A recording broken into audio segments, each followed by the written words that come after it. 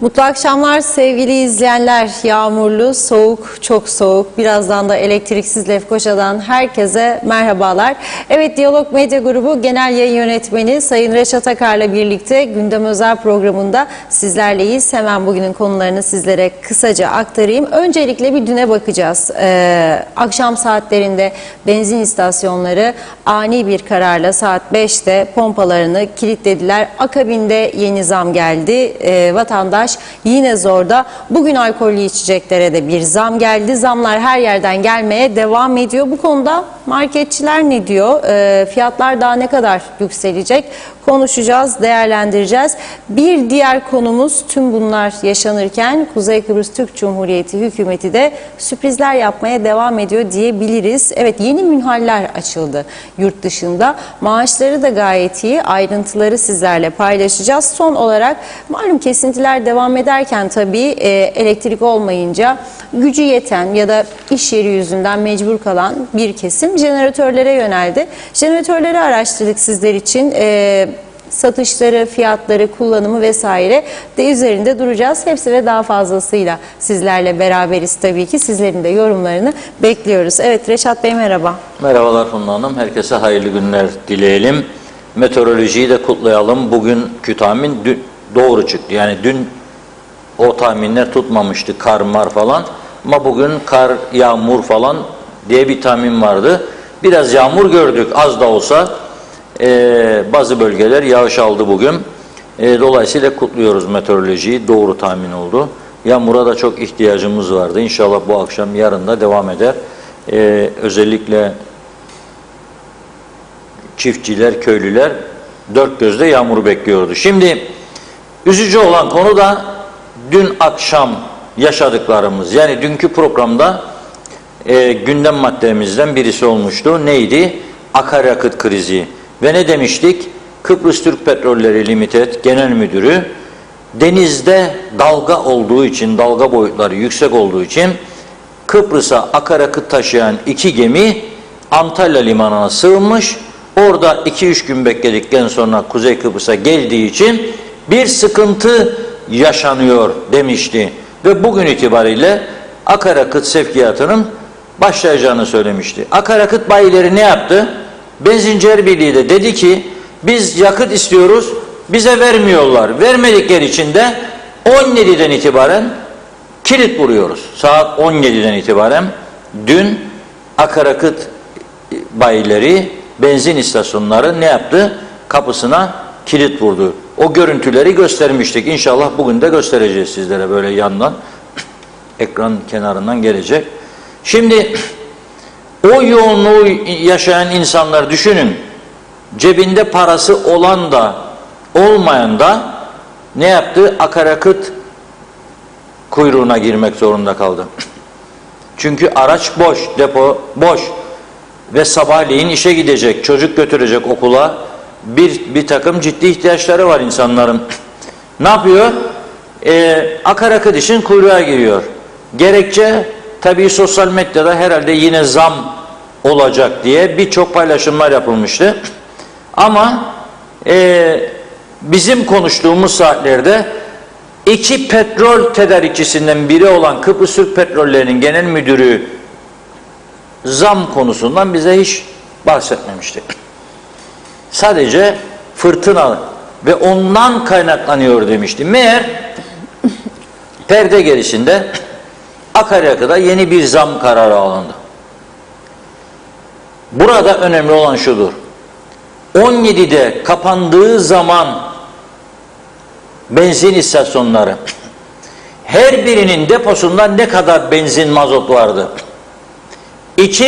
Bu iki büyük akaryakıt tedarikçisinin kendilerine ait depolarda, benzin istasyonlarında, en fazla şube de onların kendilerine ait yerlerde ne kadar mazot ve benzin vardı? Bu işten müthiş bir kar kokusu geliyor bize.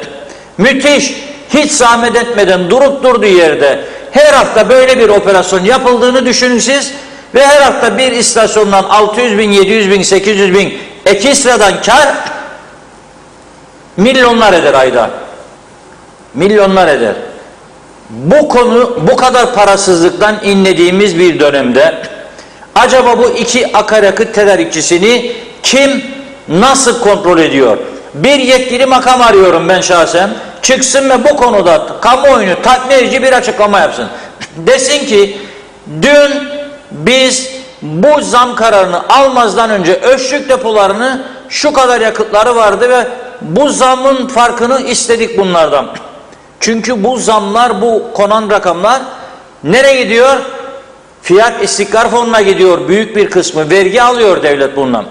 Çok güzel bir vergi topluyor bundan devlet. Peki bu vergiyi devlet mi aldı? Dün depolardakini aldı mı? Yoksa bu tedarikçiler ve kilit vurup gidenler mi aldı? Çok önemli bir nokta var burada. Bir ülke bu şekilde yönetilemez. Yani böyle ben alırım kararı, gece açıklarım 10'da ama 10 olmazdan önce kapatıp gidenlerin deposunda ne kadar yakıt var araştırmam. Tedarikçilerin özellikle kaç bin ton stokları vardı düşünün siz acaba. Ve o kaç bin ton stoktan her litre başına 2'şer lira koyduğu zaman ne kadar paralar ediyor? O paraları devlet mi alıyor? Aldı mı? Bu kadar zamandır bu son zamanlardaki zamlardan, yoksa bu tedarikçiler ve bayiler mi alıyor? Bu konuda kesinlikle söylüyorum, devleti yönetenlerin, hükümetin çok ciddi sorumlulukları vardır. Kamuoyunu tatmin edici bir açıklama yapmalıdırlar. Bu paralar devletin kasasına gidiyorsa diyecek bir lafımız yok. Devlet çünkü gelire ihtiyacı var, artırdı, para kazanıp ödeyecek, elektrik kurumuna yakıt alacak, ne bileyim işte başka masraflar var, maaşlar var ödenecek, tabii oraya para isterler. Anlarım. Ama eğer devletin kasası yerine şirketlerin, şahısların kasalarına akıyorsa bu milyonlar, yazıklar olsun derim. Bu kadar zor bir dönemden geçerken, aşı tartışmaları yeniden alevlenirken, devlet hastanelerinde ilaç eksikliği devam ederken, sokak lambaları yanmazken, karanlıkta hırsızlıklar artarken, insanlar evinde güvenlik içinde, rahat ve huzur içinde uyuyamazken, böyle düzenlerle bu işin yürütülmesi doğru bir yaklaşım değildir. Bu konuda hükümetin bizleri, vatandaşların tümünü açık ve net bir şekilde aydınlatması lazım. İşte biz sessiz kalalım mı, zammı koyulun mu, kim isterse istesin, o ne söylerse söylesin, yok. Olmaz böyle bir şey. Bu çok önemli bir konudur ve bu konuya birilerinin artık ciddi bir şekilde el atması lazımdır. Böyle boş meclis salonlarına konuşmak değildir arkadaşlar. Hepsini oraya davet edip 50 milletvekilinde isim isim çağırıp kamuoyunun önünde izahat istemesi lazım. Bir cesur milletvekili arıyorum. Zamanında Gülşah Hanım'dan çok rica ettim. Çıkar dedim ceketi hem gömleği. Bak neler olur bu ülkede. Gerçekten bir şeyler değişebilirdi. Çünkü böylesi tepkilere, protestolara alışkın değiliz. Kızar, bağırır, çağırır, kızarız. Ondan sonra öfke geçince orada kalan kalır, giden gider. Buna bir bakmak lazım. Şimdi tabii akaryakıttan bahsederken dün bu zamlar oldu. Bu sabah uyandık, bir baktık bir söylenti, tabii bekleniyordu. Lüks tüketime dediler, zam gelecek. Ben tabii lüks tüketim dedikleri zaman lüks araçlar diye düşündüm ilk. Mesela onların ruhsatları, sigortaları, ayrı ekstra vergilendirme falan filan. Öyle bir haber almadık. Nereye? İçkiye, alkole. Efendim içmesine. Tamam kardeşim. İçen içer, içmeyen içmez. İçerse bedelini ödeyecek. Ödeyecek tabii. Yalnız bir şeyi hatırlatmak isterim. Eski Ticaret, Ekonomi ve Sanayi Bakanlarının bir kısmı hayattadır. Mesela Nazif Orman Bey. Sorsunlar bakalım. Akaryakıt bir tarafa. Alkollü içecekler ve sigara zammına ilişkin karar alırken hükümetler geçmişte nasıl bir strateji uygularlardı? Bunu bir araştırmalarına fayda vardı. Ve kapılar kapalıydı o zaman, sınır kapıları. Ve yeşil at tüzüğüyle de bir tüzük yoktu. Ama ne olurdu? Bizde alkollü içeceklerin fiyatı ve sigara Rum tarafının üstüne çıktığı anda Beermud'undan boş arazilerin arasından tırlar, kamyonlarla alkollü içecek ve sigara kaçırılırdı kuzeye. Bunu fark ettikleri zaman bizim yönetimlerimiz, yahu dediler biz yanlış yapıyoruz. Öyle bir ayarlama yaparlardı, güneydeki fiyatları alıp barış gücü aracılığıyla piledekiler zaten karma yaşıyor onların aracılığıyla güneyin az bir şey altında tutarlardı. Onlar bizden kaçak almazdı tabii alkol içecek ama bizim taraf güneyin üzerinde olmamasına dikkat ederlerdi. Alkollü içecekler ve sigara. Şimdi ne oluyor? Alkollü içeceklere öyle bir zamlar geldiği söyleniyor. Ne oluyor bu defa? İnsanlar ne yapmak istiyor? İnsanlar güneyden alacak demektir. Benim tanıdığım çok ünlü eski bir Rum bakanın ki şu an hayatta değil, geçtiğimiz yıl koronadan hayatını kaybetti. Eşi Avusturya kökenli. Birayı çok seviyor. Ama en çok sevdiği bira da Efes Pilsen. Her gün diyor yeşil at tüzüğü 2 tane bize hak verir diyor. 1 litre 2 tane 500 cc.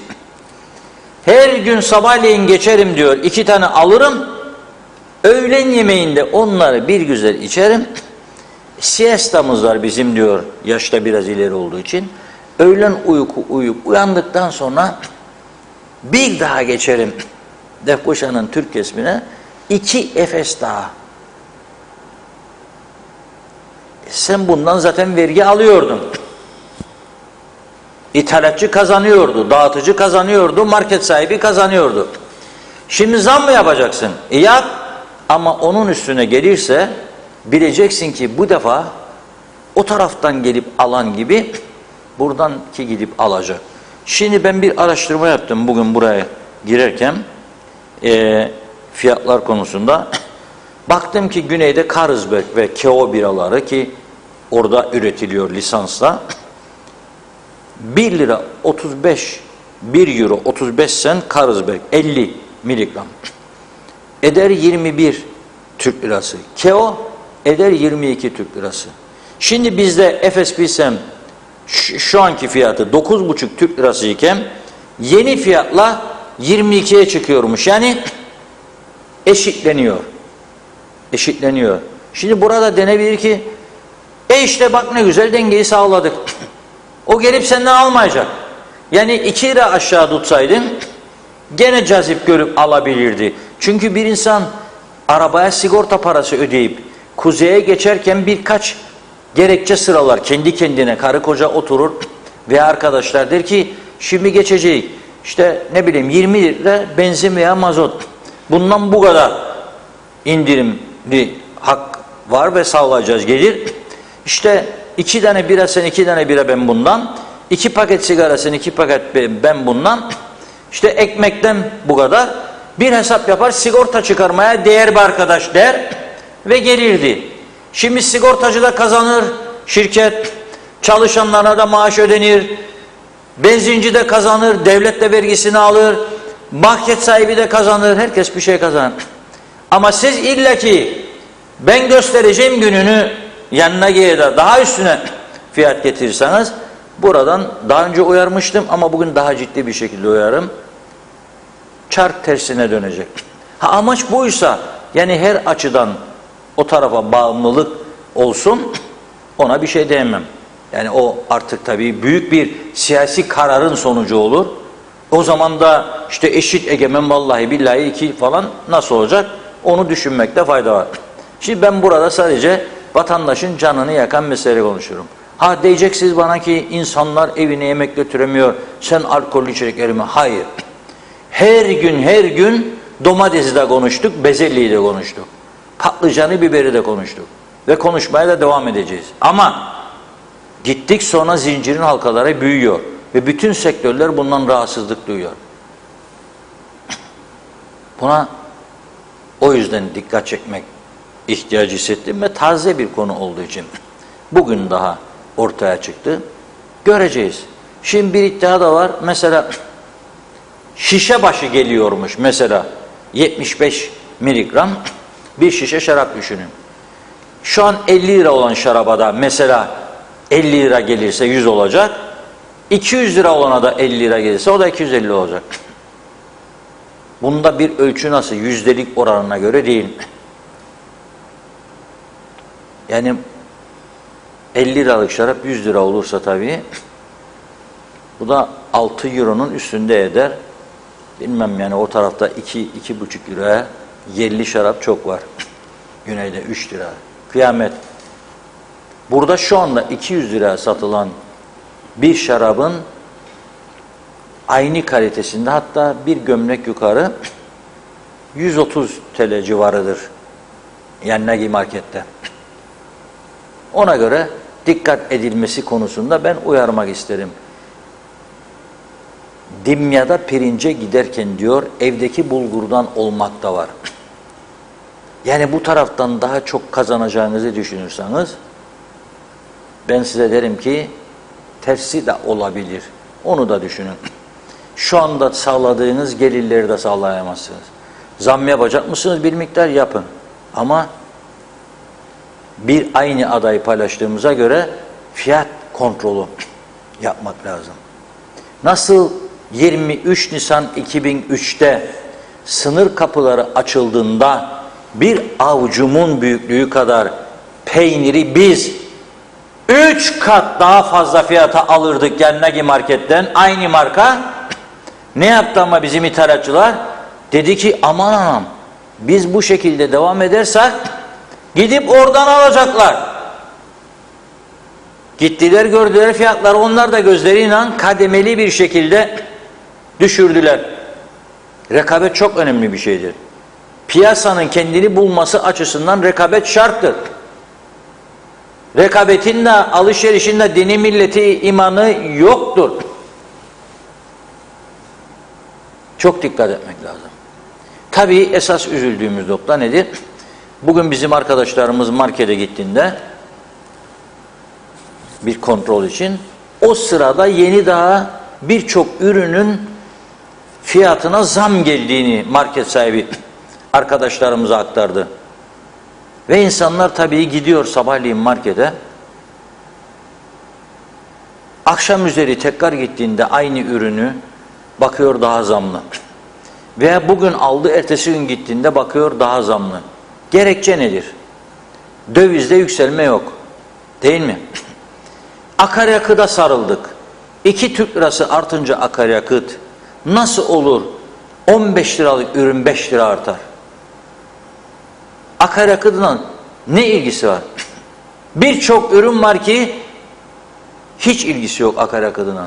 Ha denebilir ki Türkiye'den ithal ediyoruz, nakliye var. Veya burada dağıtıcılarımıza benzin koyuyoruz arabaya, mazot koyuyoruz. Sen birimin mazot kaç para olduğunu bilirim. Tamam lan mazota %5, %3, %2 geldiğinde sen nasıl olur da %25, 20 zam yapıyorsun bana hemen. Kendimi garantiye alayım. Yok. Piyasa darmadağındır ve güzel bir şey değil. Köy adı vermeyeceğim. Bakın beni bugün yaşlı bir bayan aradı. Dedi ki ben artık gördüm geçirdim. Çocuklarım var, torunlarım var. Hepimiz bunalımdayız dedi. Nasıl geçinecek diyor bana. Ne yapalım diyor. Tencereleri, tavaları alıp köyün dışına çıkalım. Yoldan gelen geçenin önünü keselim. Protesto mu edelim? Ne tavsiye edin bize diyor bana. Ben de diyorum bu soğuk havalarda üşüme diyorum teyzeciğim. Evde otur. Çünkü diyorum tavayı tencereyi alır sokağa çıkarsan sen belki bulacaksın 3-5 komşu ama onu geçmeyecek dedim.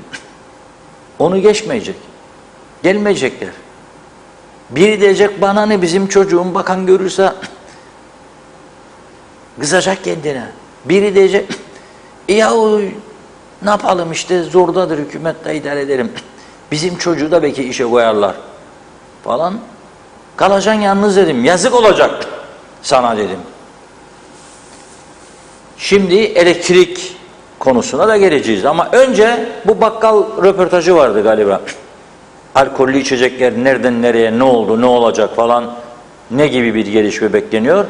Bakkallar Birliği Başkanı arkadaşlarımız gitti, yerinde bir görüşme yaptı. Onu dinleyelim. Sonra devam edelim. Zam konuşmaya geldik. İçki, alkollü içkilere yüklü miktarda bir zam geldi ve bunu sizlerle konuşmak için buradayız. Nasıl değerlendirirsiniz bu durumu? Şu anda neydi, ne oldu? İçki fiyatları ne olacak? Ne günden itibaren geçerli olacak? Sizden bir bilgi almak istiyorum. Evet, şimdi şöyle söyleyeyim. Ağır içkilerde, viski ve türevlerinde 13 TL olan devletin almış olduğu vergi 50 TL'ye çıkarıldı litre bazında. Birada 3 TL, şişe başına birada alınan vergi 3 TL'den 15 TL'ye çıktı, 5 kat yükseltildi. Şarapta 4 TL olan şişe başı vergisi de 20 TL'ye yükseldi, yine 5 kat yükseldi. Fıçı birada ise 3,5 TL olan vergi 17,5 TL'ye yükseldi, yine 5 katı.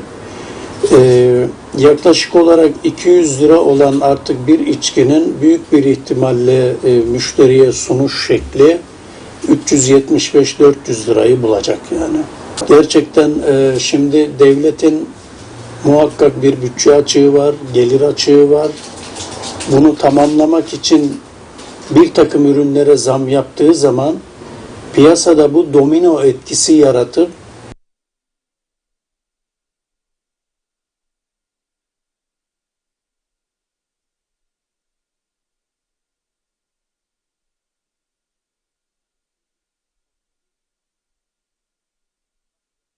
zamlanıyor. Yani burada biz devletimizden aslında şunu bekliyoruz ki biz hiçbir bakanlar kurulu kararında veya siyasi liderlerimizde devletin giderlerini kısmak, devlette tasarrufa yönelmek, gereksiz dairelerin kapatılması ve gereksiz kullanılan kamu araçlarının, kamu arazilerinin veya kamu binalarının kullanılmayan bunların elden çıkarılması ve tasarrufa yönelilmesi konusunda hükümetimizden ve devletimizden bir tasarruf bütçesi görmüyoruz yani. Beklenti tamamen halkın üzerinden bir şeyler almaya yönlendirildiği için devleti yönetenler devletle ilgili sistemde kendinden hiçbir şey vermiyor, taviz vermiyor. Devlet bugün kendi elektriğini ödemiyor, bütçede açık çıkıyor, elektrik kurumu iflas ediyor ama bedel yine vatandaşa ödetiliyor. Yani bu durum sürdürülebilir bir durum değildir. Nereye kadar gidecek diye bizi yönetenlere soruyoruz. Yani. Zam yaptınız, o kahveyi dağıtmak için ne olacak? Zamlı yakıt kullanacaksınız. Şimdi önümüzde 2 ay sonra asgari ücretin belirlenmesi var. Asgari ücrete de zam olacak. Emekçi kesim yapılan bu zamların kaybını karşılamak için, piyasadaki mal ve ürünlere yapılan zammı karşılamak için asgari ücreti de yükseltmek lazım. Asgari ücreti yükselttiğiniz zaman emekçinin hakkıdır, yükselmesi gerekir.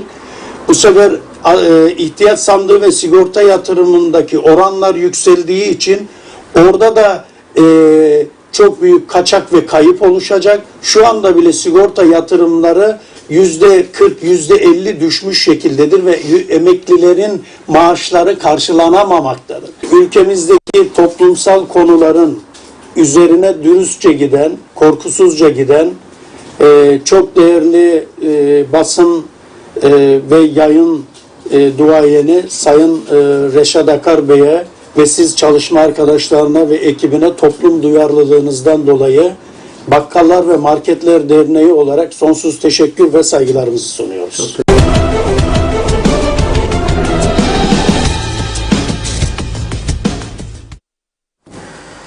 Evet, Marketçiler Birliği Başkanı dedi ki yüksek zamlar geldi ve tabii bu arada vatandaş dertli, işletmeciler dertli, sosyal sigorta yatırımlarını yapamayacak duruma geldi birçok işletme diyor. Sosyal sigortalar yardımı yatırımları düştükçe Sosyal Sigortalar Kurumu emeklilerin maaşlarını ödeyemez duruma geliyor.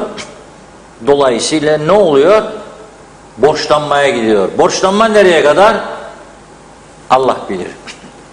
İzin alabildikleri kadar Merkez Bankası'ndan. Bugün de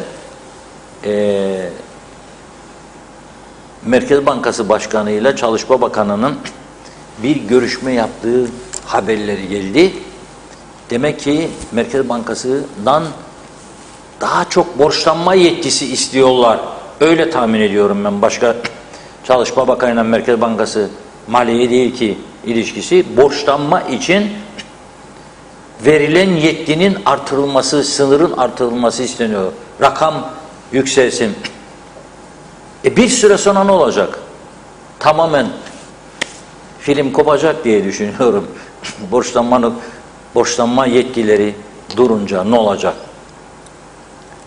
Bu arada da binlerce kaçak işçi var çalışan. Binlerce. Kontrol yok. Çalışma Bakanı ne diyor? Bunları denetleyecek elemanımız yok diyor. Bu çok büyük bir itiraftır. İnanılmaz bir şey.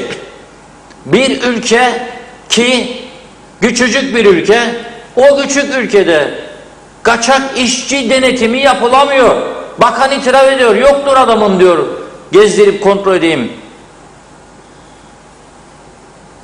Bu konuda yasalar, anayasalar, baba yasalar bana göre bir noktaya kadardır. Burada iyi niyettir önemli olan. Belediyelerin bir yığın boş adamı var. Zabıtalarla işbirliği yaparak bu denetimleri gerçekleştirebilirsiniz arkadaşlar. Yasa bana izin verir yahu. Verirsen, kullanmak istersen her şey sana açıktır, yollar iyi yönden. İyi yönden kullanın.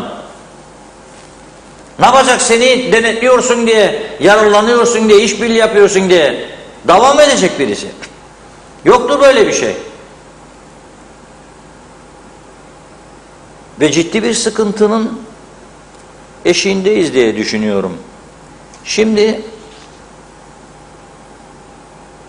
bu zamlarla ilgili biz tartışırken Polonya'dan yazıyor arkadaşımız Çağatay. Diyor ki,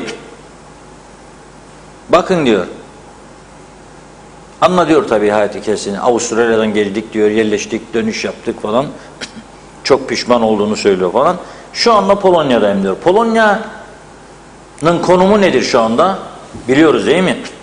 Polonya, Ukrayna'ya komşudur. Rus saldırıları yüzünden milyonlarca Ukraynalı Polonya'ya geçti.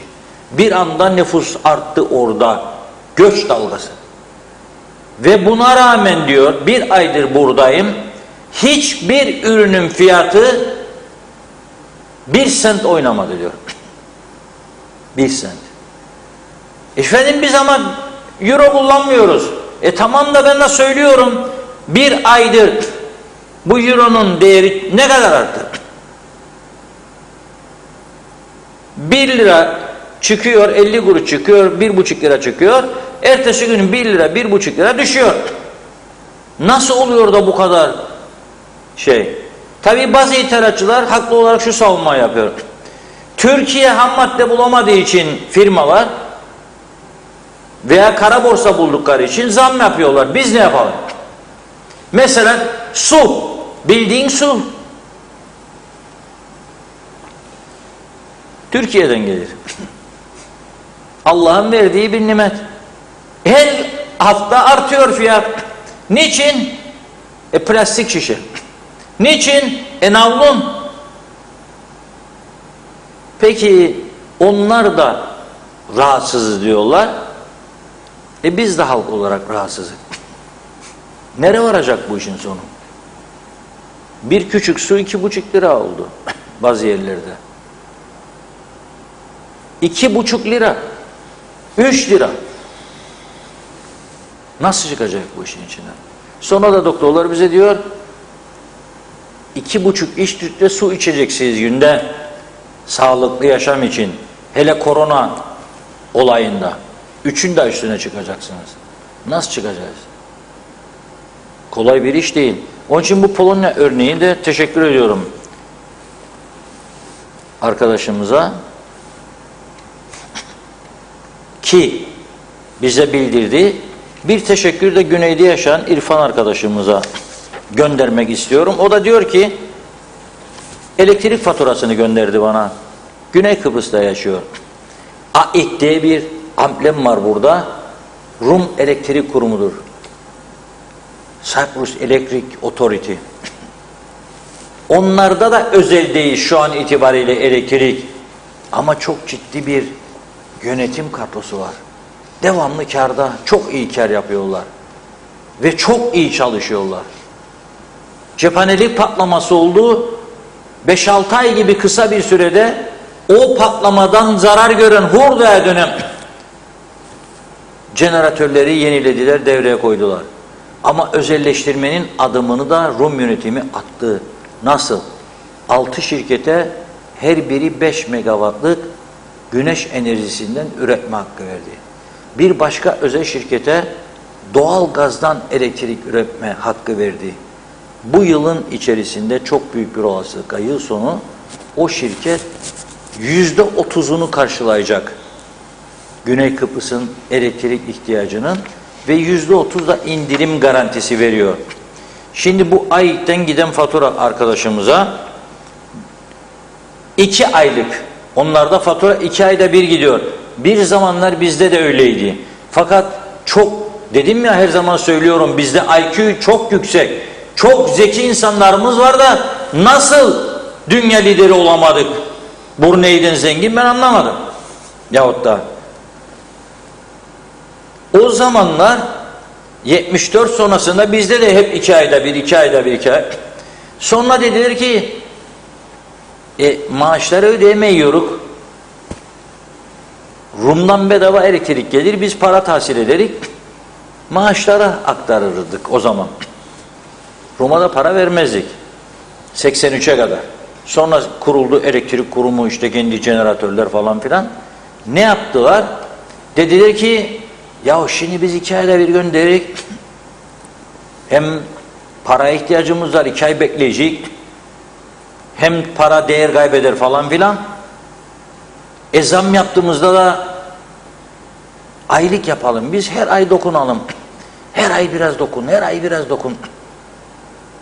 Fatura da aylık erken tahsilat yapalım ki ödeyebilelim ödeyeceğimiz yerleri. Bize aylığa çektiler. Şimdi diyor ki bu arkadaşımız 2 ayda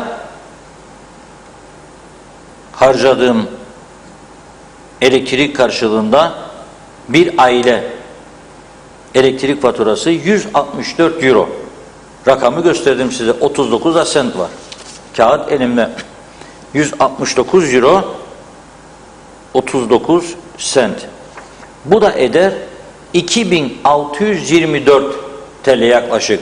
2'ye böl aylık 1300 civarı. Şimdi diyeceksiniz ki az mı be kardeş 1300 lira? Az değil. Ama o orada 900 ile 1500 euro arası alır. Benimki burada 350 euro alır. Çok büyük fark var.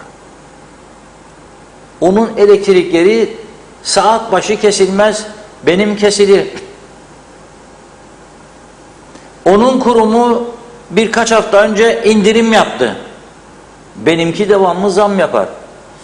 Ha şimdi de 300-500 ödeyenlere selam gönderiyorum. 1 Nisan'da alo desinler bakalım. 1 Nisan faturalar hazırmış. 1 Nisan'da gelecek. Hem de gümbür gümbür. Bakalım ne olacak? Hep birlikte göreceğiz. Ve bu nereye yol açtığını da göreceğiz. Ama önce biraz mesaj, sonra bu elektrik kesintileriyle ilgili güzel bir haberimiz olacak size. Evet, buyurun. Hadi bakalım hızlıca teşekkür ederek başlıyorum. Yaşar Aracı'nın mesajını görüyorum. İlk gitti ben görene kadar. Ertay Kızıl, devlet hangi konuda açık şeffaf oldu ki medet umalım? Devlet yöneten değil, devlet mahveden, bitiren yöneticiler. Tema Yavaş, Londra'dan, sıcak Londra'dan selamlarını yolluyor. İzzet Kahraman, her şeyin suçlusu demiş Türkiye. Evet, insanlar getirdi bu hale. diyor. Nasıl kurtulacağız bu durumdan? Emine Mülayim, hiç kimse kimseyi kontrol etmez, denetim yok. Bunun için mahvolduk. Ali Süerdem, her zam yapıldığında aradaki ana depoda ve istasyonlarda bulunan farkın bedelini kimler alır? Devlete kalırsa âlâ, devlete kalmazsa yazık. Bunun arkasını bırakmayın demiş. Mehmet Uluçaylı da akaryakıt pompaları doğru yakıt verir mi diye kontrol eden bir makam var mı? Bir yetkili yok mu konuşsun? Yoksa koltuktan mı olur? Mahmut Yıldır, evet, bana Türkiye'deki 70'li yılları hatırlattı. Bu son yapılan zamlar, kuyruklar, yok benzin yok, tüp yok, elektrik kesilir. Kış gününde herkesin bebekleri var, hastası var, yaşlısı var. Günah bu halka. Ulus Barani, halka hep devlet mi çalacak? İşte görüyorsunuz, göz göre göre canlı canlı akaryakıt bayileri ve tedarikçileri de çalıyor. Bu ilk defa olmuyor ki. Barış Erdoğan, lütfen okuyun demiş. Her gün yeter, usandık, bu kadar da olmaz diyor. Sorumlu kimse cezasını çeksin, ister hükümet ister cumhurbaşkanı dedi Barış Bey mesajında. Tamamını okuyamadık. Emine Mülayim, bir lüks tüpü 50 lira oldu, gaz 200 lira, daha gaz tüpüne zam gelecek. Bunlara bir dur diyen olmayacak mı diyor. Zehra Sencer, süpersiniz yazmış. Sevgilerimle diyor Karpaz'dan. Nilüfer Canova, bu zamanda stok yapabilen benzin istasyonları eğer varsa ben tebrik ederim. İsmet Sencer de harikasınız diyor. Teşekkür ediyoruz. Evet, Turgay Konti, Reşat Bey bizde 50 siyeldir, KO1'e 66 siyel demiş. O bilgiyi paylaştı. 50 değil 66'dır diyor. Evet, 50 doğrudur. değil 66. Aslan Oral, çok değil 3,5 ay sonra gasplar başlar, yağmalar başlar. Meral Kavas, sizlere kolay gelsin demiş sizlere. Allah hepsini ıslah etsin diyor. Vatandaşı düşünen yok. Daha ne yapabiliriz? Geçinebilmemiz için elektrikler hazırdır, kesilsin. İyi yayınlar sizlere. Ferda Küçülmez de yeter artık dedi. Usandık, bıktık, her gün zam zam. Bunların Allah korkusu yok mu? Belgin Rıfat, bu ne zam? %100 üstünde olur mu böyle şey? Bira en basit içecek, ülkede yerleşik olan yabancılar, Almanlar özellikle bira sever deniz kenarında. Ne bileyim, en basit içecektir diyor. Çok yanlış, turizmi de etkileyecek. Ne demek demiş. Evet, Ali Özgünel, Reşat Bey bir sorun var. Eskiden mazotlu araçlar daha pahalıydı. Benzin daha az öderdi. Şimdi mazot benzini geçti. Lazım değil mi mazotlu araçlar daha az ödesin? Cevaplarsanız sevinirim demiş. Şebnem Taran da, ne yapacağız böyle Reşat Bey diyor. Bittik, yeter artık, bu kadar vicdansızlık olmaz. Enver Taşer, bu ülkeyi resmen korsan ve kara borsacılar ele almış. Ne demek yahu, benzin var ama vermiyorlar. Dün saat 6'da Girne'de 6 petrol ofisi var, 5'i kapalı. Sadece biri Oscar Petrol açık, onun da önü yüzlerce araba kuyruk, trafik felç olmuş. Allah aşkına bizi kimler yönetiyor? Biri de çıksın bu konunun önüne geçsin demiş. Bizi resmen Rum'a muhtaç ettiniz diyor. Bu düzen zengini zengin etmek, fakiri de öldürme politikasıdır. Ne diyeyim diyor Reşat Bey, sözün bittiği noktaya geldik, iyi yayınlar. Belgin Rıfat, yani bunlar otelleri batırmak istiyorlar herhalde, amaç bu. Sonra sen insanın en basit zevkini elinden alırsan ne olacak? Kahve pahalı, bira pahalı, taşımacılık pahalı, kısacası hayat olduğu gibi pahalı ve dengesiz. Zannedersem Güney Kıbrıs'a tatile gideceğiz, başka çare kalmadı demiş. Nazime Nalbant, herkese Londra'dan sevdilerini gönderiyor. Zamlar yeter artık demiş.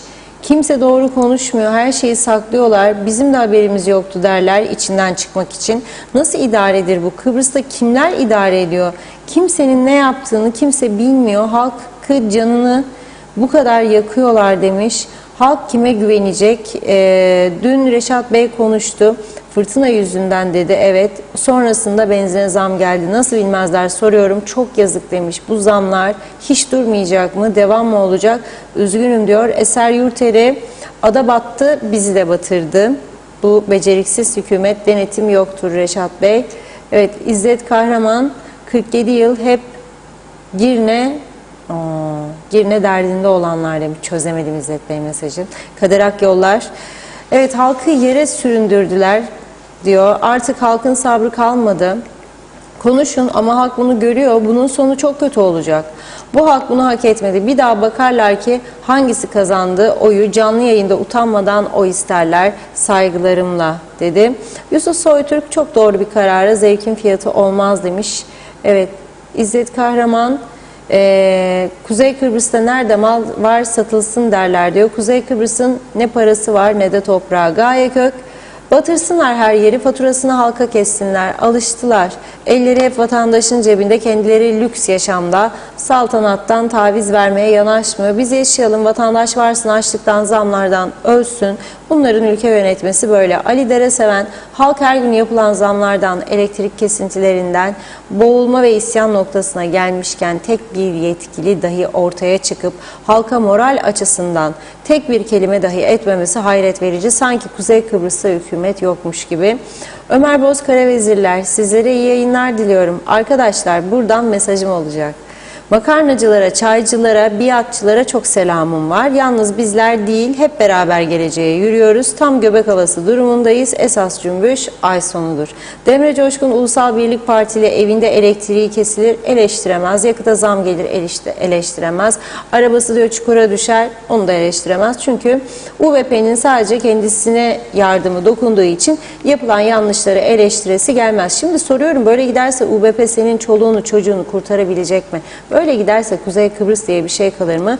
Hiç sanmıyorum demiş. Ulus Barani, kendini çok akıllı sanan Hacı Bey, alkollü içkilere 5 katı vergi koyarak iyi bir iş yaptığını mı sanıyor? Bu içki içenler herhalde artık daha çok içki içecekler de hükümetin açıklarına katkı yapsınlar demiş.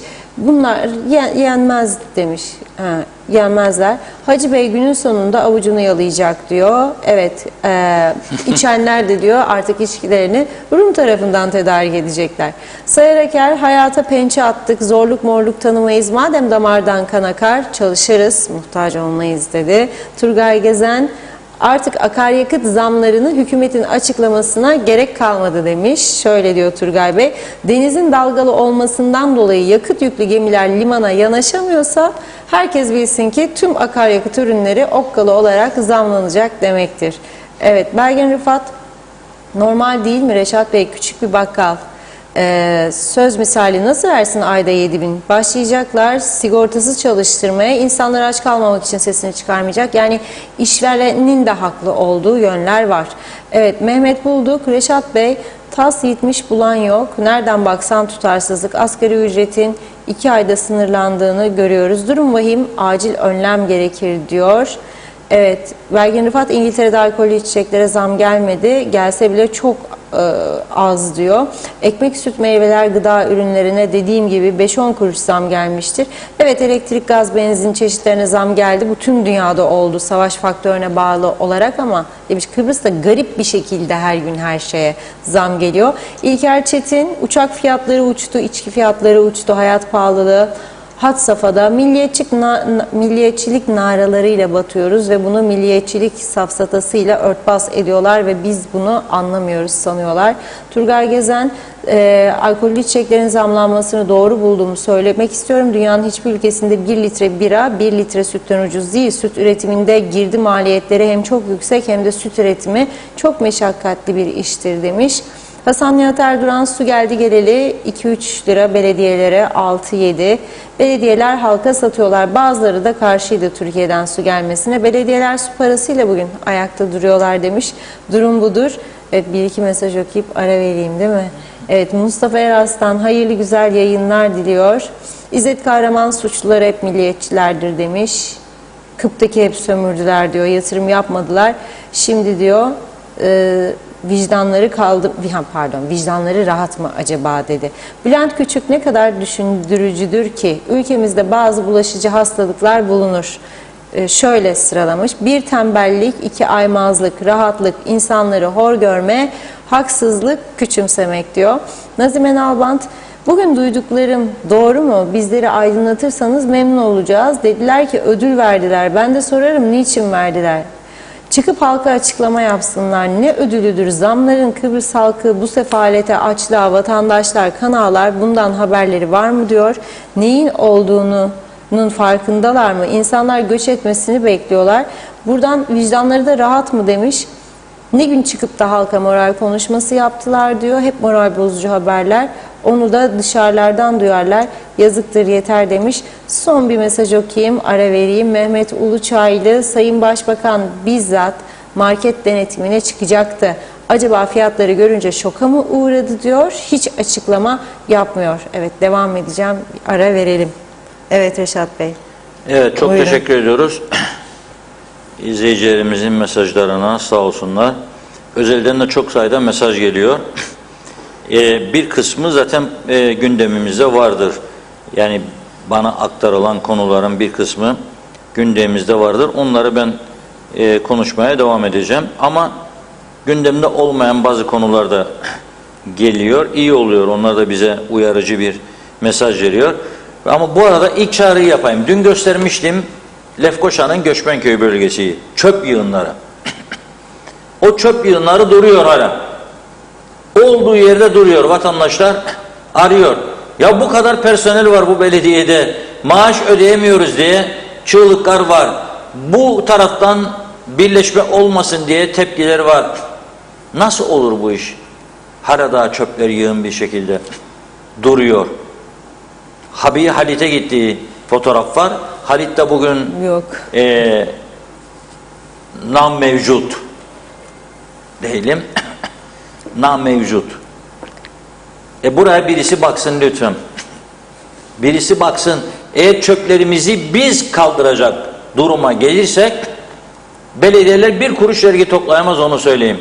Göndermeyin çöp parası, aydınlatma parası diye. Hava alırsınız.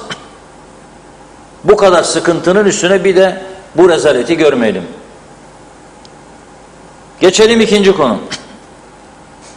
Az önce traktörlü Hayri Bey'den bir mesaj geldi.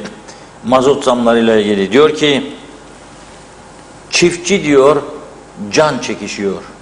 Mazot alamıyoruz diyor. Yani ne demek istiyor? Duyun sesimizi. Biz diyoruz toprağa sarılsın vatandaş. Toprağa sarılan vatandaş ne çıkaracak bu topraktan da bu kadar mazotlar bilmem desteksiz? Da nasıl üretecek, da nasıl satacak?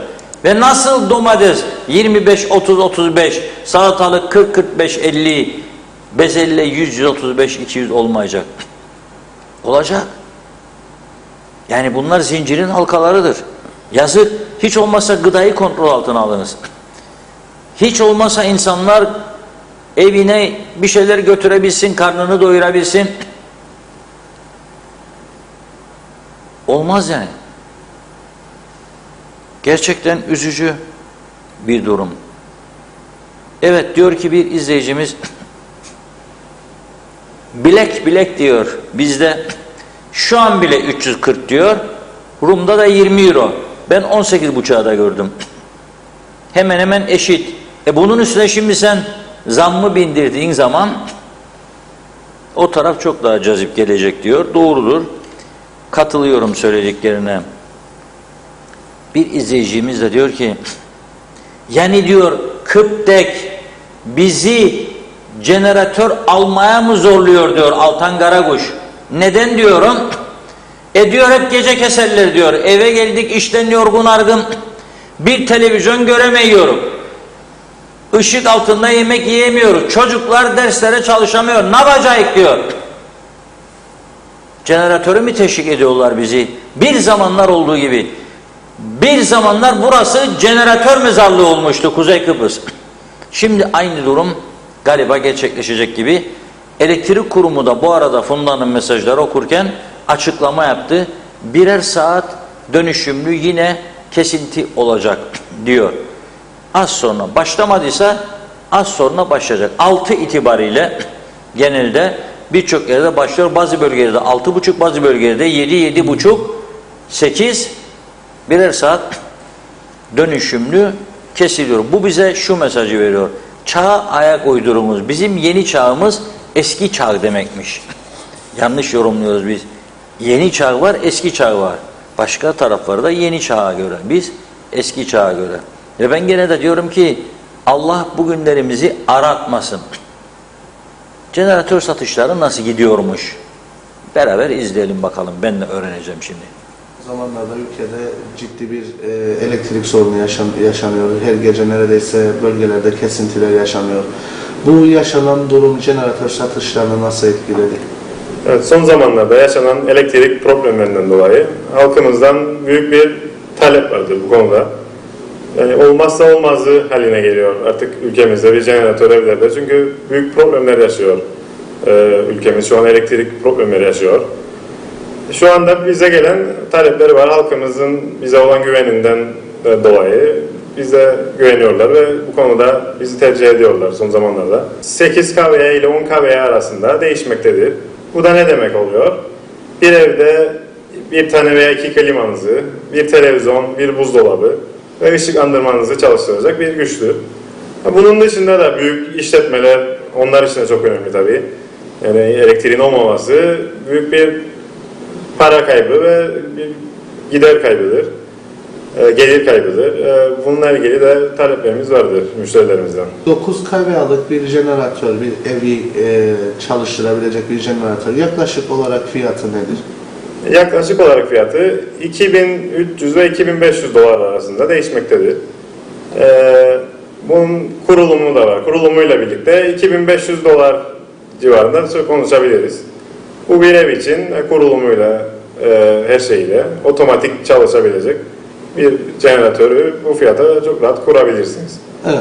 Peki işletmeler dediniz, örneğin restoranlar için mesela onların büyük buzlukları var, Büyüklüklerine göre değişiyor işletmelerin. Genelde 20-30 kW ve üzeri jeneratörler tercih ediyorlar. Tabii bunların bakımları da çok önemli. Biz servis işlemi de yapıyoruz Kıbrıs'ta. Yılda 2 kez bu jeneratörlerin bakımı yapılmazsa hiçbir anlamı yoktur almanızın. Yani yılda 1-2 defa ihtiyacınız olur. Tabii bugünlerde daha fazla ihtiyaç oluyor. O gün işlemezse o gün bir faydası yok sizin almanızın. O yüzden her 6 ayda bir veya yılda 2 kere düzenli servislerinin yapılması gerekiyor. Satın alınan jeneratörlerin. araba gibi. Araba gibi yani. Arabanızı nasıl servis yapmazsanız sıkıntı olur. Burada aynı şey. Evet. Peki işletmeler için bahsettiğiniz 20 kVA ve üzeri jeneratörlerin ortalama fiyatları nedir? Bu özelliklerine göre değişiyor. Kabinli olması, otomatik çalışması veya motorun Avrupa motor mu, uzak doğu motor mu olması bunun gibi değişiyor. Yani bu 5.000 dolardan başlayıp bunun sonu yok yani. 100.000 dolara, 200.000 dolara kadar çıkabilir yani. Oteller için konuşuyorum. 1000 kVA, 2000 kVA istenen yerler de oluyor. Yani bir aralık, her türlü aralık vardır. Kilowatt arttıkça sonra fiyat da artıyor aynen. Evet. Jeneratör satışlarında bir artış var mı? Evet, ciddi sıkıntılar oldu Kıptekin veya işte üretimde ciddi sıkıntılar nedeniyle yetersiz olarak üretilen enerjiden ötürü doğal olarak kesintiler mevcut. Evet, bu doğrultuda da vatandaşların ciddi talepleri var. Bu konuda işte mümkün olduğu kadar talepleri yetiştirmeye çalışıyoruz ama şartlara göre. Evet. Peki bir evde lambaları çalıştırabilmek için kaçlık, evin tamamını çalıştırabilmek için kaçlık? Yani minimum ihtiyaçları karşılamak için işte 3,5 kW dediğimiz 3,5 kW bu böyle modeller. Yani azami ihtiyaçları karşılayacak olan işte buzluktur veya televizyondur veya farklı ihtiyaçları karşılamak için 8,5 kW dediğimiz o modeller. Farklı seriler var. Evet. Yani bunlar da portatif olarak işte bunların bir de otomatik olarak kurulan sistemler vardır. Takribi olarak 3,5 kW 580 dolar civarında, 8 kW'lar da 1400 dolar civarında olarak. Evet. Peki restoranlar için daha büyük jeneratörleriniz var. Evet, onlar otomatik kabinli dediğimiz dışarıda gördüğünüz gibi otomatik sistemlerinden kurulu. Onların ihtiyaçlarına göre, güçlerine göre, talep edilen güce göre onları montaj yapıyoruz kendilerine. Güç arttıkça fiyat da Yani yükseliyor. güç arttıkça otomatik olarak fiyat da artıyor.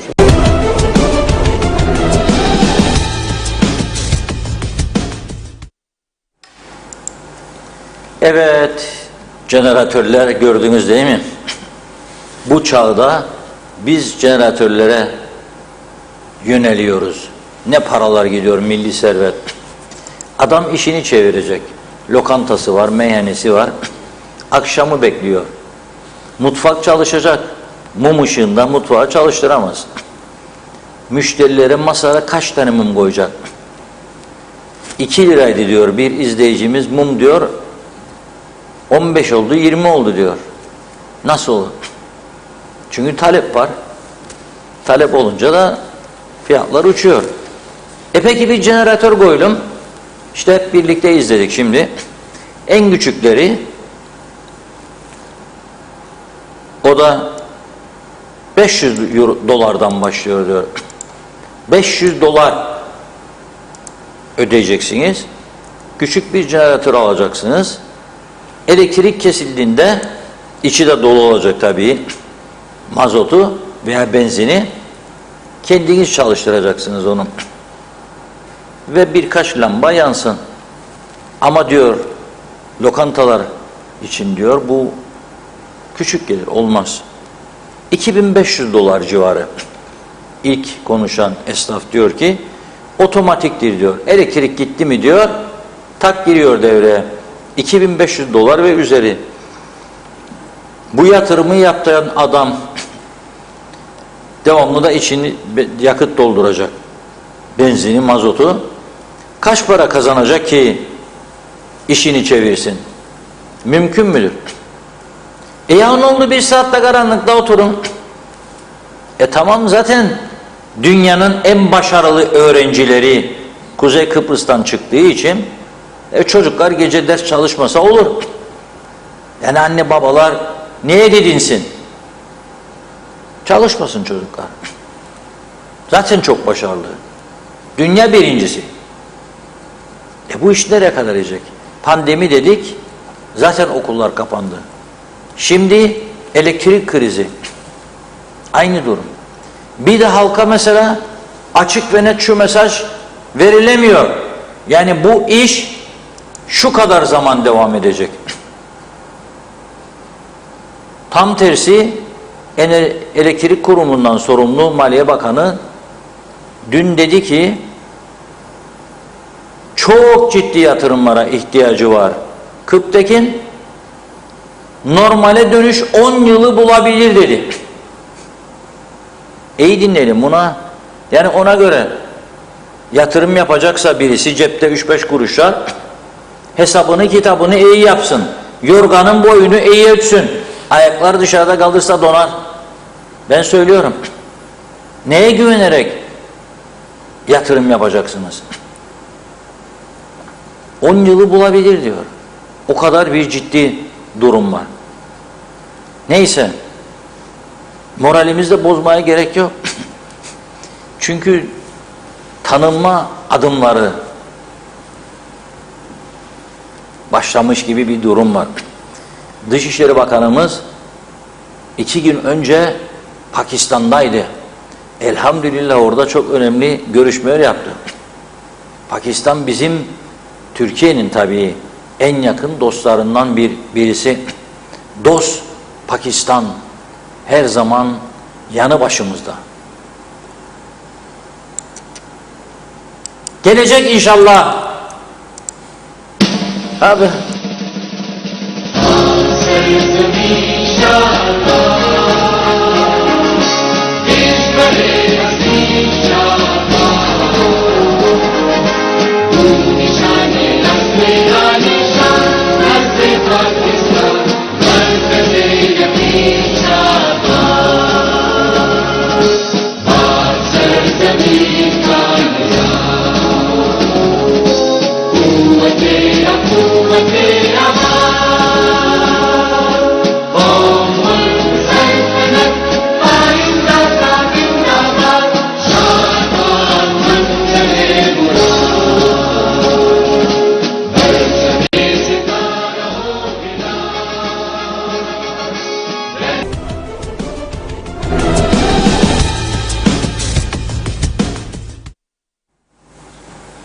Selamlar gönderiyoruz buradan Pakistan'a, dost ve kardeş ülke.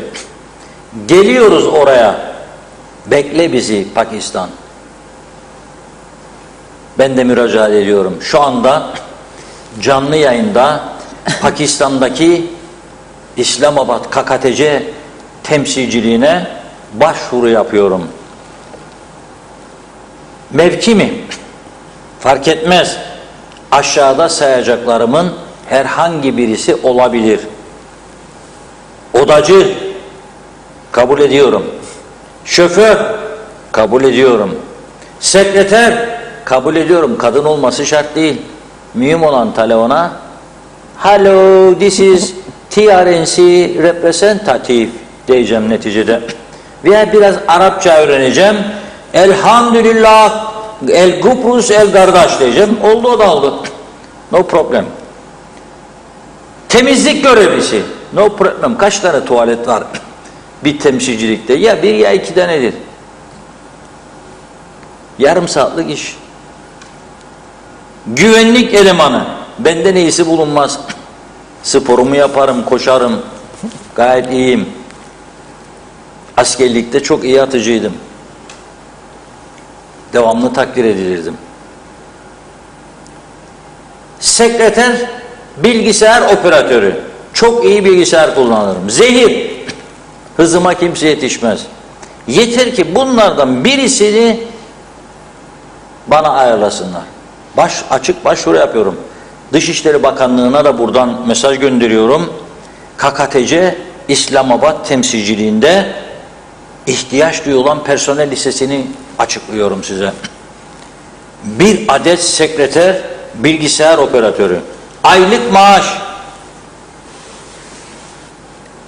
46.330 rupi. Şimdi ben okurken siz bir rupi kaç TL diye Hemen bir bakıyorum. bakın bakalım. Hemen Bir bakıyorum. rupi kaç TL? Turkish.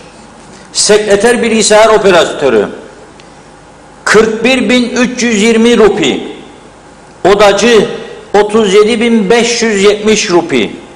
Şoför 50.090 rupi. En yüksek maaşı şoför alıyor ha. Temsilcilikten sonra tabii canım. Temsilci var, belki şey var, konsoloslar, belki sağlık görevliler. Onlardan sonra herhalde. Sekreter 31.300. Temizlik görevlisi 31.300. Güvenlik elemanı 31.300. Toplam aylık ekstra maaş gideri mevcutların dışında söylüyorum. 269.210. Bir rupi kaç Turkish diye soruyorsunuz. 0.19 liraymış. Ne diyor? 0.19 lira. 0.19 TL. Evet. En ucuz maaş bile 5.800 lira denk geliyor Reşat Bey. 6.000. Gayet iyi gibi sanki. Pakistan'da hayat şartları tabii çok ucuz. Bizim gibi değil yani böyle roket fiyatlar. Tabii ki lojman falan mutlaka olacak herhalde. Kesin. Ben vallahi temsilciliğin Bodrum katında da kalırım. 1.19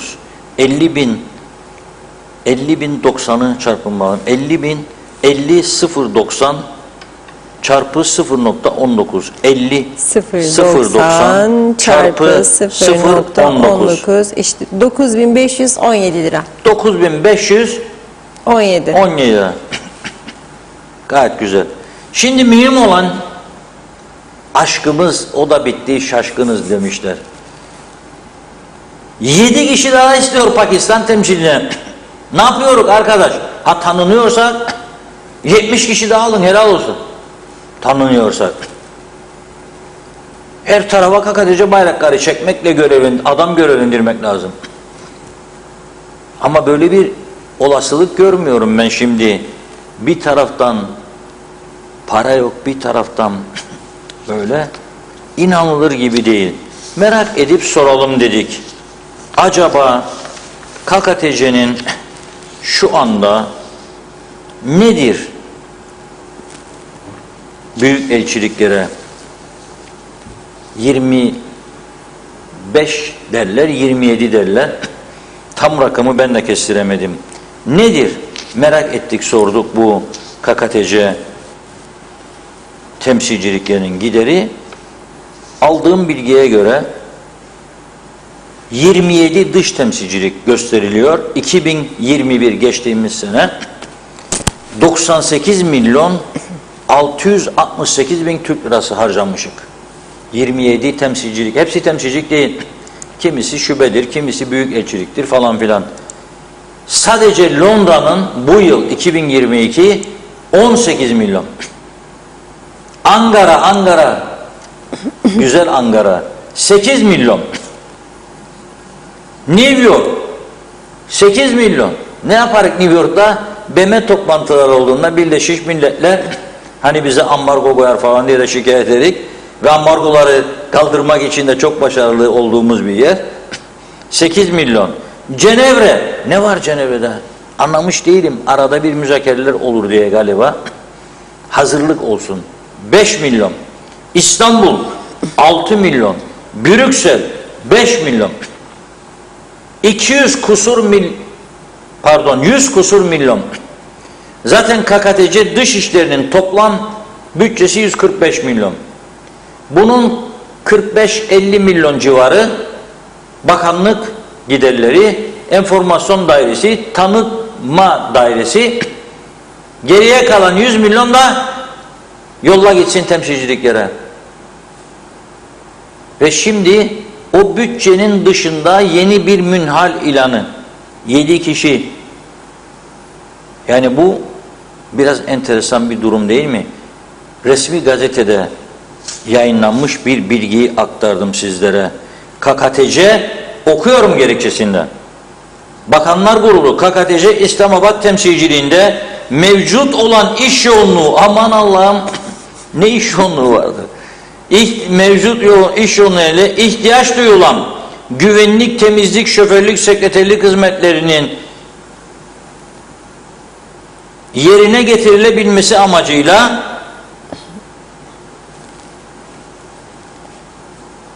aşağıda belirtilen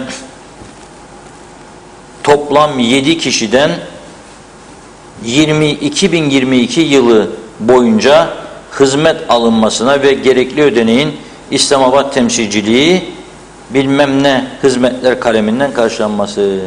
Şimdi burada müracaat ettik dedim ya, kabul etmedikleri anlaşılıyor. Anında red cevabı geldi. Bu ifade onu gösteriyor. Oradan alacaklar. Güvenlik görevlisi, aman aman, KKTC temsilcisine olmayan bir şey olur. Ne yapacaklar? Tanımazlar bile, bilmezler bile bizi. Temizlikçi, sekreter odacı, danışman. Enteresan bir durum. Enteresan, gerçekten çok enteresan bir durum. Yani bilmiyorum, meşhur bir atasözü var. Ayranı yok demiş içmeye. Ondan sonrasını siz getirirsiniz çok rahatlıkla diyorum ve geçiyorum mesajlara. Funda Hanım bekliyor. Evet, Hasibe Emiroğulları'nın mesajını görüyorum. İlk kaldığım yerden devam edemiyorum. Büyük ihtimalle çok yoğun bugün mesajlar. Çok teşekkür ediyoruz.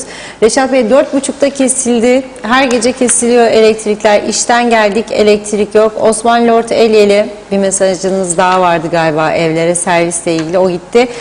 Diyor ki üretici battı, esnaf battı, küçük esnaf battı, halk alım gücü düştü, tarım işinde en lüks, en masraflı ürün girdisi olan sadece patatesleri 8 liraya satılabilirken salatalık, kabak, patlıcan neden 40-50 lira? Ayıp, insaf demiş. Yani üretici olmama rağmen bu fiyata çıkarılmasını doğru bulmuyorum. Mustafa Mehmet Arslan, alkole gelen zam tamamen Erdoğan'ın emridir diyor. Bizi yönetenler de emirleri olduğu için normaldir demiş. Aytaç Bey, hiçbir şey düzelmiyor. Neden acaba? Gidişat kötü bence. Hiçbir şey düzelmez. Böyle geldi, böyle gider.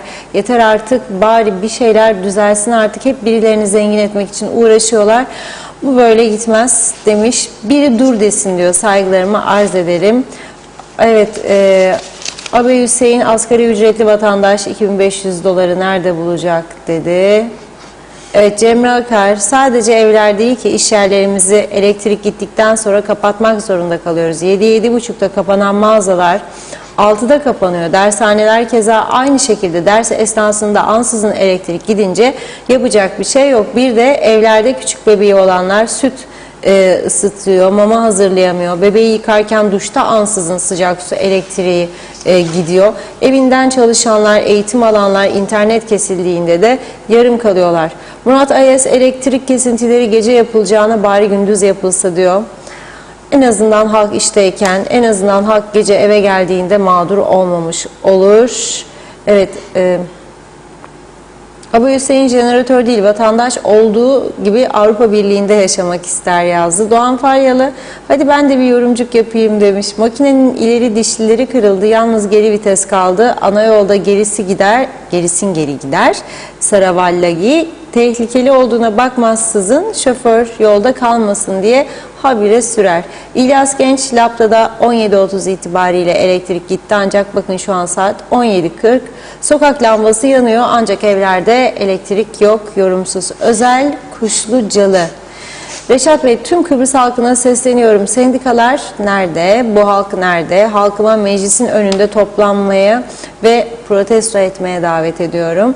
Tüm halkımızın isyan etmesine değil, birlik olmasını istiyorum. Saygılar dedi. Özel Bey, Mustafa Özcan iyi yayınlar yazdı. Yılmaz Nasiboğlu, jeneratör konusunda kullanıcıları ciddi ikaz etmek lazım. Çünkü çoğu insan jeneratör ucuna bir fiş takıp evindeki herhangi bir prize takıp evini beslemeye yönelir ki çok tehlikeli bir durum.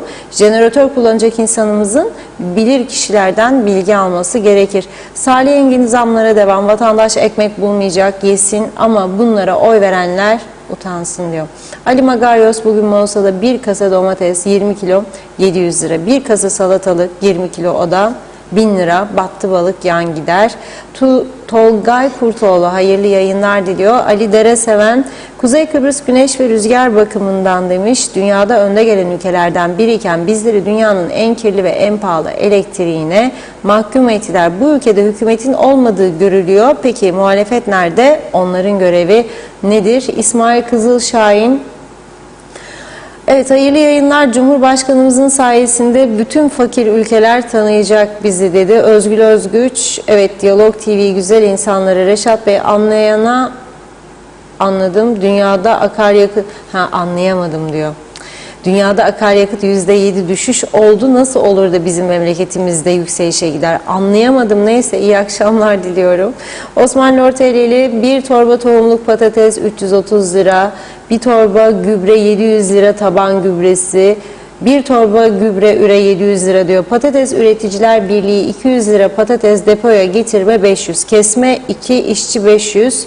Ekme 2 işçi 500 lira. Sürme çapalama biçme 5000 dönüm demiş. Su, işçilik, paketleme, mazot, gıda, ilaç, patates, üretim, hesap, girdiler ortadayken 10.000 liraya sadece tarlaya ekebiliriz. Buna rağmen 8 liraya satabiliyorsak patlıcan, biber, kabak, salatalık 40-50 lira satılmasını onaylamıyorum.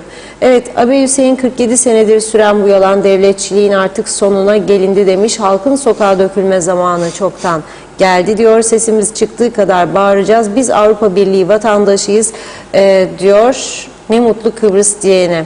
Çağatay Donlar, Reşat abi hiç şaşmayalım. Kıptek yöneticileriyle jeneratör satıcıları arasında komisyon anlaşması varsa belki de bundan dolayı husisi kesiliyor. Elektrikler, bu insanlardan her şey beklenir. Nazime Nalbant, evet, çöpler ortada, kimse kaldırmıyor demiş. Reşat Bey, senin söylediklerini duyarlar. Neden kulaklarını kapatıyorlar? İsteseler anında yaparlardı. O kadar işi olmayan insanlar var ki demiş. Bir de ne olur böyle söylemesinler diyor. Ödeyin insanlara da bakalım yaparlar mı yapmazlar mı? Bari böyle de çıkıp konuşmasınlar demiş. Hangi devre geldik? Artık jeneratör alırlar. Diğerleri para da yok. Nasıl alacak? Bir an evvel çözün demiş. Bu borçları ödeyin diyor. Hasan Nihat Erduran, tanınma önemsiz, direkt ulaşım olsun. Bu ülke turizm, eğitim, ticaretle Türkiye'nin döviz deposu olur. Kurdan da kar yapar. Esası budur ekonominin. Gerisi labalubadır demiş. Bu özel sektöre güvenin derim. Belgin Rıfat, doğal yaşama dönüş gün ışığında ne yaparsanız yapacaksınız. Hiç makine, klima, elektrikli ocak, TV, bilgisayar hiçbir şey yok. Hava kararınca yatacaksınız. Gün ışığınca kalkacaksınız. Oh ne güzel dedi.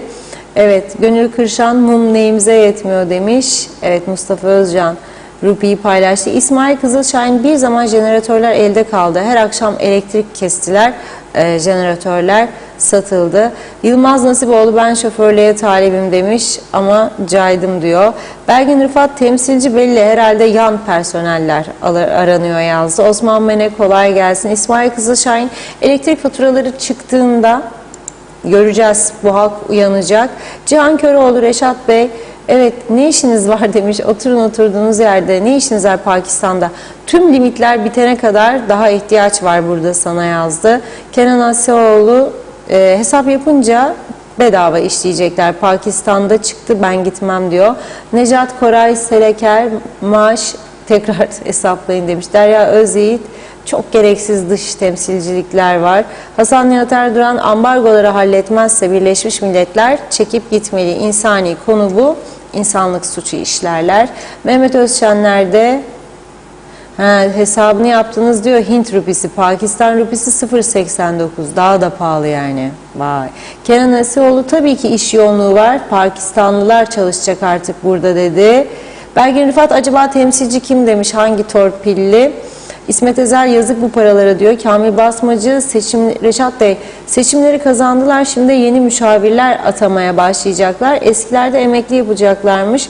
Biz zaten sıkıyı çekeriz diyor. Para çoktur herhalde dedi.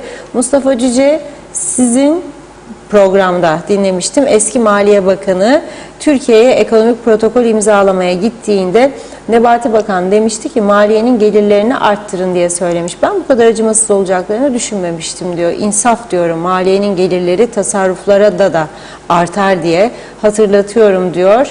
Evet, Mustafa Özcan, yıllık toplam 274 milyon işçilik çok ucuz herhalde demiş. Vedat Özkan, anayasa değişmeden, siyasal seçim kanunları değişmeden, siyasilerin şahsi çıkarları değişmeden Kuzey Kıbrıs'ın ekonomisinin düzelmesi çok zor diyor. İnşallah demiş, siyasiler bu mesajımı görüp de ciddiye alıp düşünürler diyor. Son bir mesaj okuyayım. İsmini vermek istemeyen bir izleyicimizden geldi. Hemen sizlere onu da aktaracağım dedim ama Bakan mı ismini vermiyor? yok bakan değil. Bakansa görevden alınabilir, ona göre diyor bir haftalık ki- adam bile alınabiliyor Yok burada. yok. Diyor ki izleyicimiz marketlerde demiş, ürünlerde tarih değişikliği yaparak tarihi geçmiş ekmek olsun, peksimet olsun diyor. Kullanıyorlar. Biz aldık. Ekmeğin dahi tarihi geçmiş. O tarihi söküp yeni tarih basmışlar. Yazıklar olsun diyor. İyi yayınlar diye de ekledi izleyicimiz. Devam edeceğiz. Sözü Reşat Bey'e bırakayım. Buyurun. Bir zamanlar bir parti vardı.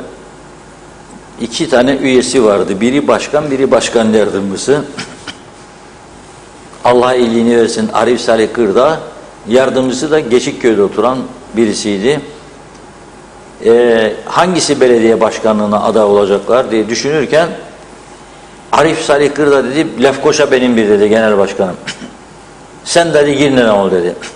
Tamam dedi, o da Girne'den aday oldu. Şimdi dikkat çeksin diye köyden eşeği alıp götürmüştü Girne'ye, antik limanda.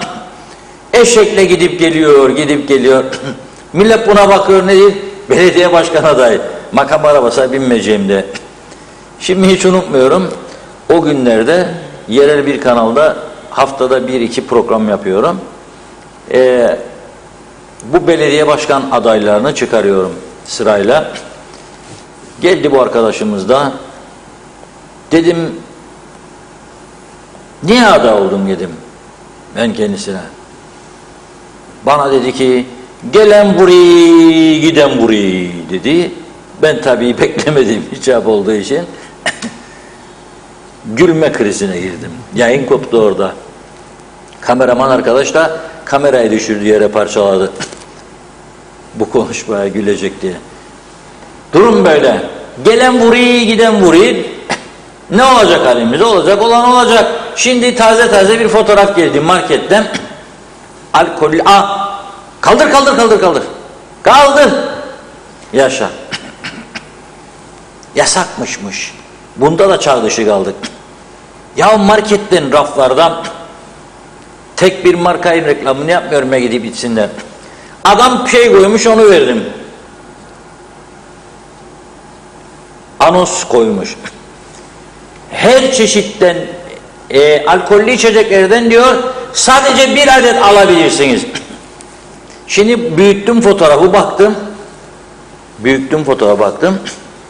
2 gün önce bir markette 60 TL'ye gördüğüm ucuz bir şarap 103 mü 102 mi ne olmuş. Şimdi burada bugün daha resmi bir şey yok. Yani ben devletin ajansına baktım, resmi bir açıklama, kaç para olacak yok. Elimde bir hükümet kararı yok. Bakın. alkol çeşitlerine satılmış bir adettir diyor. Sabahleyin de bir arkadaş Londra'dan gelme ama o da dün önceki gün bir paylaşım yaptı ve dedi ben buradan paylaşıyorum ama lütfen yazılarımı alıp da kullanmayın. Oradan paylaşım yapıyorsan yazıların alıp kullanılması senin için şeref olması lazım. Çünkü korkun olmadığı için paylaşıyorsun. Ben de arkadaşlar dedim sakın koymayın artık. Bugün baktım durmuş bir markette, marketin adını da veriyor, ben vermeyeceğim. 3 adet köpek maması almış. Kasaya geldiğinde kasiyer demiş ki bir dakika demiş, amirini aramış. Alabilir mi demiş. Amir bir bakmış, kaşları çatarak hayır demiş, bir tane alabilir. Ya köpek mamasında bir tane bize sınırladınız, onun da mı yokluğu var? Ona da her gün güm mü? Köpekler aç kalacak evde, biz de insanlar da aç, köpekler de aç, kediler de aç. Nasıl bir hayat olacak? Şimdi diyor bir tane alabilsin. Aman ha! Sakın koşup almayın arkadaşlar. Meraklıysanız, içecekseniz, içeceğiniz saat alınız, gözünüzü de kapayınız, kaç paraysa alıp gidiniz.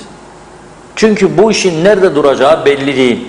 Öyle bir kaos ortamı yaratıldı ki, vatandaş aman alalım da daha da artacak paniğine sokuldu. Vatandaş paniğe girip aldık sonra gümbürdeme devam ediyor. Bindirme devam, bindirme devam, bindirme devam. Da ne turizmi yapacak? Uçakmış koyacak Erhan Bey sağ olsun. Yeni Kıbrıs Türk Havaları kuracakmış. Yahu 7.000 tane Kıbrıs Havaları vursan ki kurulacak gibi bir şey de değil yani. Uçuş hattı falan nereden alacak? İnşallah maşallah diyeyim. Neyse. Sorun ne? Turist nasıl getireceğiz? Bu pahalılıkla. Euro alan taraf bizden ucuz oluyor.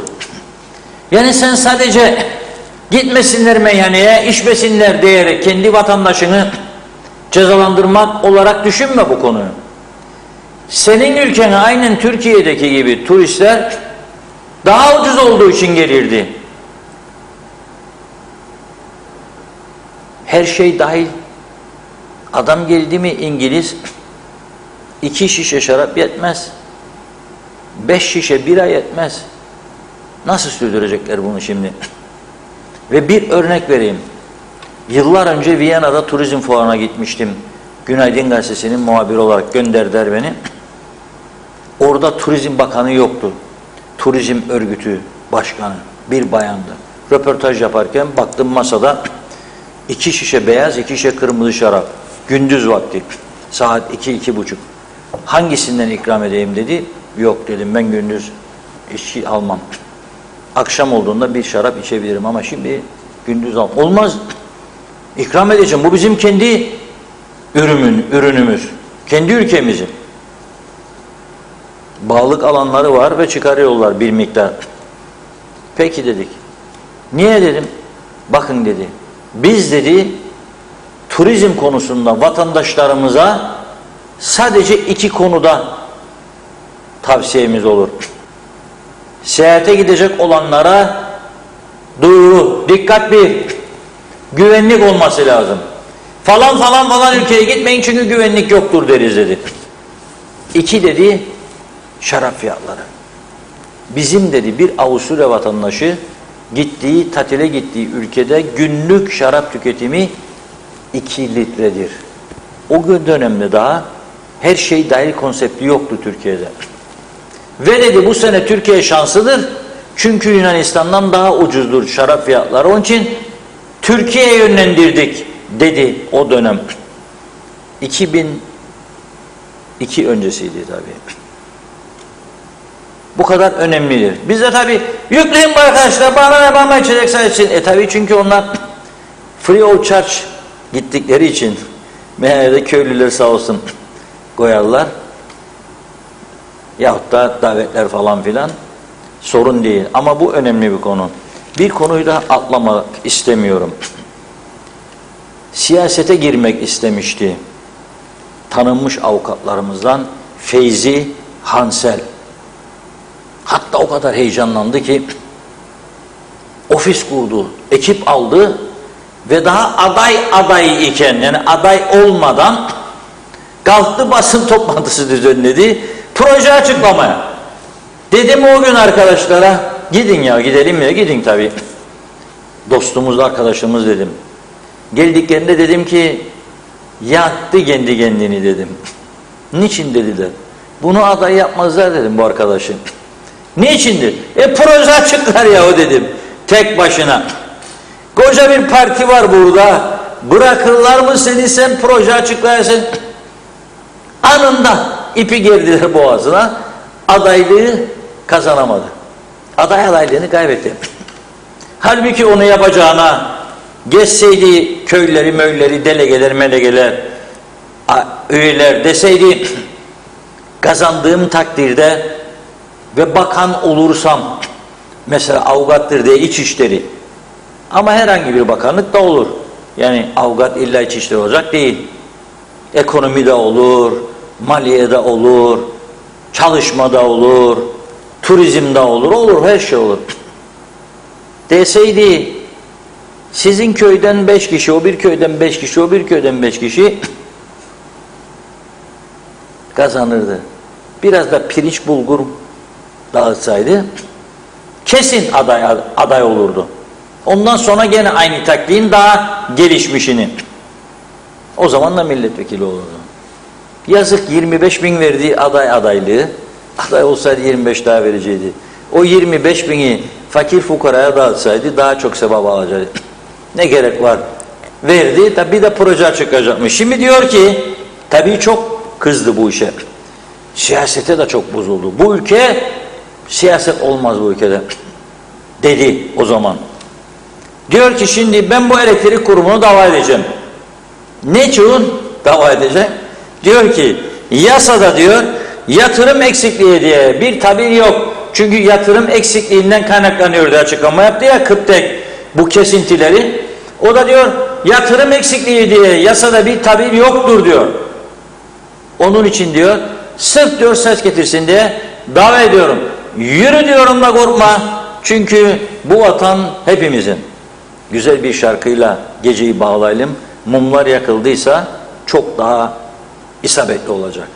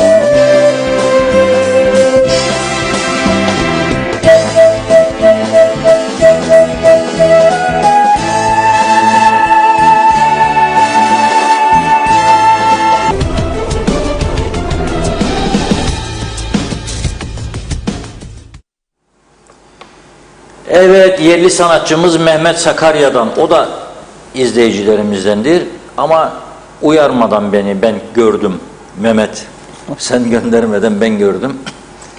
Meşhur Tom Jones'un bir zamanlar hiç gündemden düşmeyen şarkısıydı, Dilayla. Ne manaya gelir çok araştırdım. Güzel kadın, ne bileyim çapkın kadın falan filan, işte İsrail-Filistin meselesine de çevirenler var.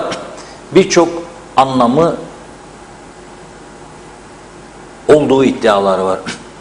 Ama şarkı güzel, ben ona bakarım. Tom Jones, Dilayla.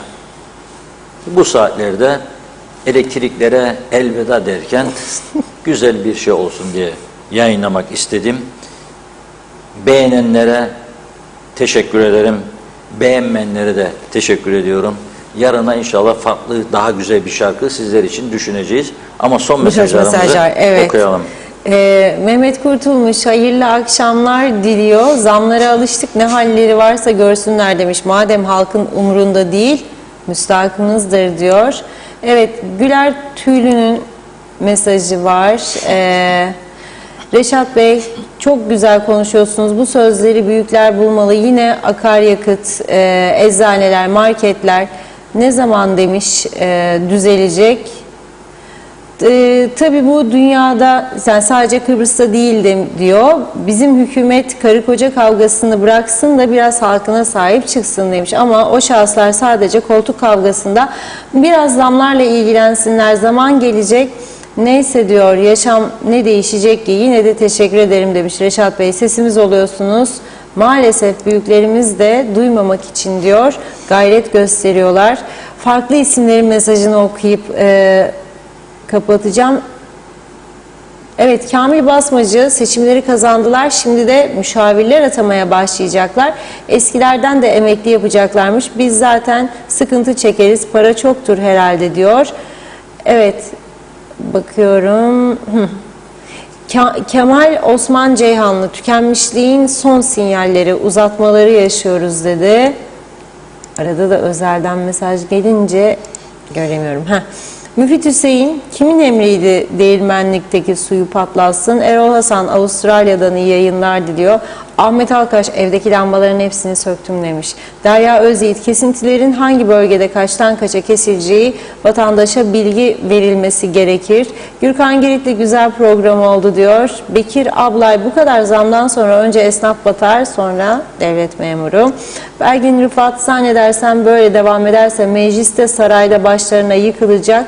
O zaman diyor saraycıklarını yaparlar ama içinde kim oturacak bilemem dedi. Bayram çocuğunun politikada son günleri, bunlar Eylül demiştim ama beni yalancı çıkartacaklar, Haziran gibi ya gidecekler ya gidecekler diyor.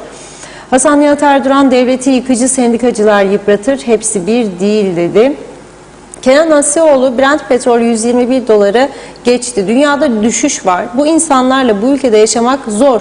Dünyadan habersiz dedikoduyla benzin fiyatı ayarlayacaklarını zannediyorlar diyor. Evet. Çağatay Doluner, UBP'ye oy verenler sakın seslerini çıkartmasın demiş. Yüzleri yoktur, kına yaksınlar diyor. CTP'ciler de fazla heyecanlanmasın, onlarda da hiç hayır yok dedi. Mine Mavili, dış temsilciler kapanacağına biz daha yenisini açarız maşallah. Evet, Belgin Rıfat, şoför maaşı 44.580 bin lira, iyi para Reşat Bey dedi. Evet. Club Lefkoşa, memlekette fırtınalar kopuyor her alanda, kimin umrunda? Halil Enes Saraç, Reşat abi başkan marketleri gezecekti, takip edecekti, ne oldu diyor. Artık yakıt da aldı başına gidiyor. Yahu asgari ücret verdiler, burnumuzdan getirdiler. 2 asgari ücreti vatandaştan alıyorlar demiş. Evet, Doğan Faryalı, istese de alamaz, bir salmon kırmızı 95 lira. Bu ne demiş, markete git de gör dedi, ben de baktım diyor. Evet, onu okuduk. Ahmet Şan verdi. Allah bunların yaptıklarını görmüyor zannetmesinler. Bunların hesabını Allah soracak. Onlardan Suriyeli çocuğun Allah'a şikayet ettiği gibi Allah'a şikayet ediyorum sizleri. Büyük Göç filmini izleyin ey vatandaş demiş. Firavun'un zulmünü göreceksiniz. Ali Dereseven, zor günler geçiriyor. Halkımız hızla Rum'a yanaşıyor. Bu durumdayken dünyada tek güvendiğimiz ana vatan olanları yalnızca seyrediyor demiş.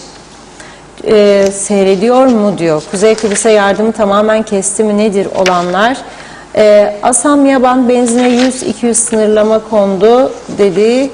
Şahidoğlu teşekkürler, müzik ruhun gıdasıdır demiş. Mustafa Özcan gelen vurdu giden vurdu bugüne kadar Facebook Vurdu demedi. Vuri. Kusura bakmayın. Evet, Yani vurdu öyle demedi. demedi. Gelen Ben- vuri giden vuri dedi. Niye söylemiyorsun öyle gelen vuruyor? Gelen Vuri, evet aynen öyle söyledi Reşat Bey'in söylediği gibi. Bugüne kadar diyor Facebook kahramanları dışında 3-5 kişinin dışında sokağa çıkıp eylem yapan vatandaş gördünüz mü? Demek ki boşa endişe ediyoruz. Kıbrıs'ta hiçbir şey olmaz. Dünyanın en başarılı devlet adamları, bakanları da bizde değil mi demiş. Evet Yunus Özer kabak doğramaya devam dedi. Nezahat Ersoy iyi akşamlar. Kemal Kaleci yarın gece yine lambadayı koyun diyor. Cengiz Boyacı sanırım 74'ten hemen sonrasına dönüyoruz. İbrahim Aydoğdu Harmancı her gece elektrikler kesilir ancak Karşıyaka'da güzel cadde sokak lambaları epey zamandır yanmaz. Ne yaptıysak olmadı. Lütfen sesimizi duyurun demiş Reşat Bey. İyi akşamlar. Son 1-2 mesaj var mı? Mehmet Sakarya yerli sanatçıya verdiğin destek için teşekkürler Reşat abi dedi. Süleyman Hüseyin Aralık 2022 yılı döviz sterlin kuru 24.45 diyor. Evet biraz böyle aralıklarla okuduk mesajı bugün. Süremizi tamamladık. Çok teşekkür ediyoruz. Son olarak Reşat Bey eklemek istediğiniz diye sorayım. Evet. Gelen vurmasın giden vurmasın diyeyim. Ama bir fotoğraf gelecek ekrana bakınız. Luricina'ya selam yollayarak kapatıyorum geceyi. Mehmet Songur arkadaşımız dün göndermişti. Hayır. Şimdi son gönderdiğim Mehmet Songur fotoğraf var. Hayvanlara bakın. 4 yaşında Yusuf'a bakın siz. Hayvanları yediriyor.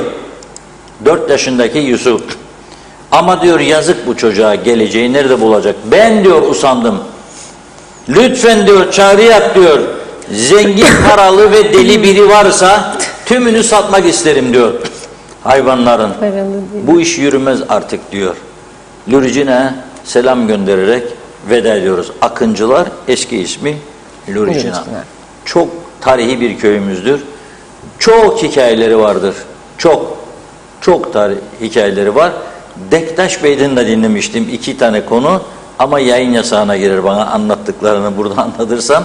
Televizyon tık kapadılar. Onun için anlatamayacağım.